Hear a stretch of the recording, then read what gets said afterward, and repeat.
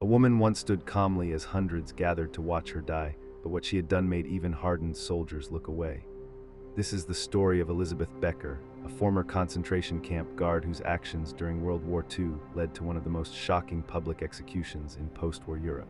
From her rise inside the Nazi system to her final moments on the gallows, this story reveals how ordinary people became part of something far darker, and how justice was carried out when the war finally ended. Because understanding how this happened is the only way to understand how it can ever happen again.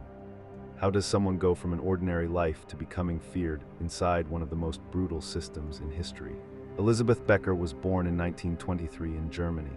Her early years were shaped by instability, economic hardship, and a society that was rapidly changing. As the Nazi regime gained power, it offered structure, identity, and opportunity, especially to young people looking for purpose. For many, joining the system did not begin with cruelty. It began with small steps, jobs, uniforms, and a sense of belonging. But those small steps often led to places where morality was slowly replaced by obedience. As World War II expanded, the Nazi state required more personnel to operate its growing network of camps. Women were recruited as guards, sometimes with minimal training but very clear expectations.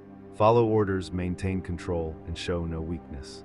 Becker eventually became a guard at the Stutthof concentration camp near present-day Gdansk, Poland. Behind the fences and watchtowers, the camp functioned as part of a system built on forced labor, punishment, and fear.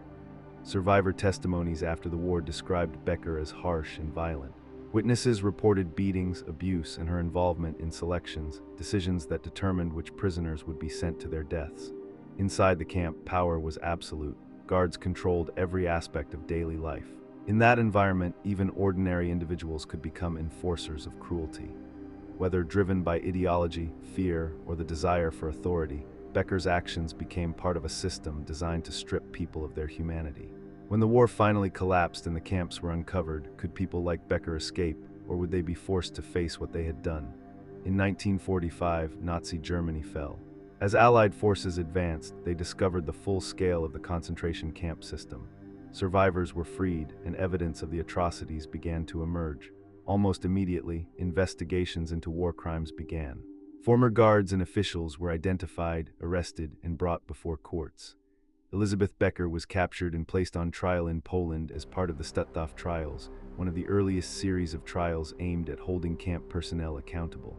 The courtroom became a place where survivors could finally speak. For many, it was the first time their suffering had been formally acknowledged. Witness after witness described Becker's actions in detail.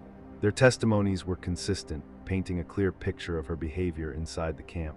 The defense offered little to counter the volume of evidence.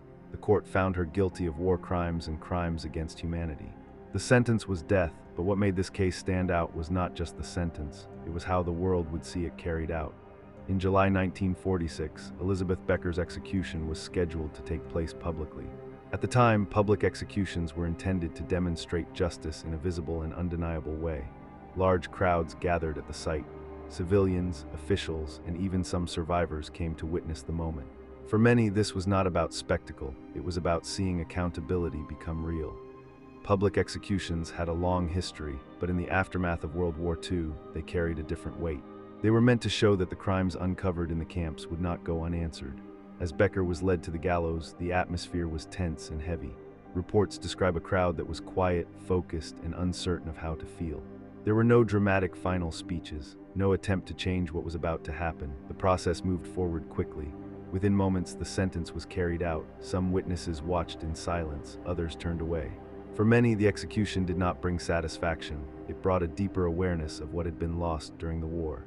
So what did this moment actually mean for those who watched and for history itself?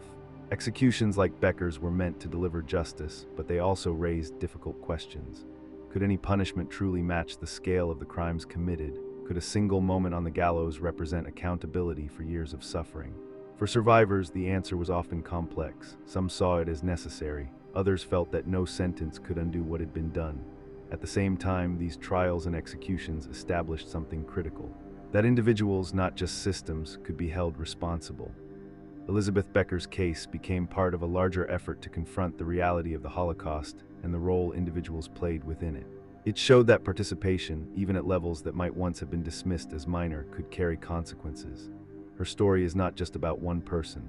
It is about how systems of power can reshape behavior, how ordinary individuals can become part of extraordinary cruelty, and how, in the aftermath, justice attempts to respond.